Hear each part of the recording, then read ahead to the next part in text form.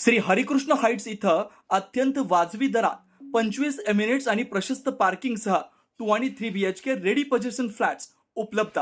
बुकिंगसाठी संपर्क पार्श्वनाथ प्रोजेक्ट 9090 78 78 33.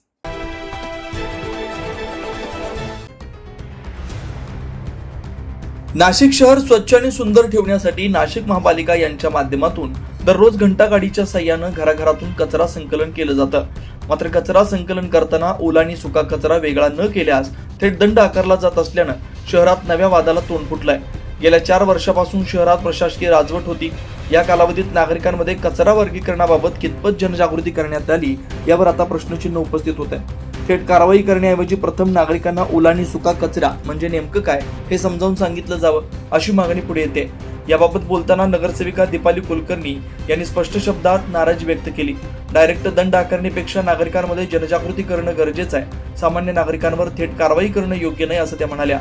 नेमकी माझी मागणी हीच आहे की गेले 4 वर्ष प्रशासकीय राजवट होती. आता आमचं लोकनियुक्त सरकार तयार झालेले, आम्ही नवीन नगरसेवक निवडून आलेलो आहोत. तर मागच्या 4 वर्षात ह्या लोकांनी काय केलं हे आम्हाला माहिती नाही. पण आता लोक आमच्याकडे अडचणी मांडतायत की जेव्हा घंटागाडीमध्ये तुम्ही ओला कचरा सुका कचरा वर्गीकरण तुम्हाला जर पाहिजे आहे तर तुम्ही डायरेक्ट दंड आकारण्यापेक्षा तुम्ही अगोदर त्यांना जनजागृती करा. ओला कचरा म्हणजे काय, सुका कचरा म्हणजे काय. आता त्यांनी सांगितलं ना की कलिंगडाचं टरबूज जे आहे ते पडलंय, तर ते नेमकं ओला आहे का सुकं आहे हे या कर्मचाऱ्यांनाच माहिती नाही. तर तुम्ही कुठल्या प्रकारे दंड वसूल करताय?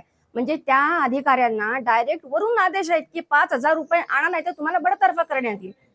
हे कुठल्या प्रकारचं प्रशासन राजवट आहे की हेच जर अगोदरपासून चालू असेल तर महापालिका म्हणजे काय कमाईचं साधन आहे का की तुम्ही दंड वसूल करा आणि तेवढेच पैसे मिळतील? हे काय, याला काही अर्थ नाही ना. सामान्य नागरिकाची पिळवणूक याच्यामुळे होते आहे. माझी मागणी हीच आहे की माननीय महापौरांना मी निवेदन केलंय की हे तुम्ही कडक कारवाई करा. अशा प्रकारचे दंड वसूल करणं निषेधार्ह आहे.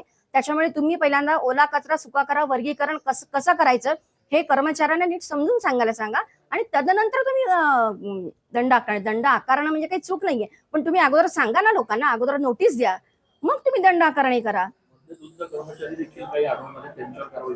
100% आणि महापौरांनी कारवाई केली की अशा लोकांना निलंबित करणार आहेत. आताच त्यांनी तसा डिसिजन पण दिलाय माननीय महापौरांनी. दंड वसूल करताय तेच नियमात नाहीये, त्यांना ते अधिकार पण नाही असं समोर आलं नाही. आता त्यांनी दंड वसूल करण्याचा आदेश असा दिलाय महापौरांनी की ते SIच दंड वसूल करतील. तो अधिकार फक्त SIना असेल पावती वसूल करण्याचा. आता ती पावती वसूल करायची की नाही हे मी सांगितलं की 5,000चा दंड अजिबात घेतला नाही पाहिजे.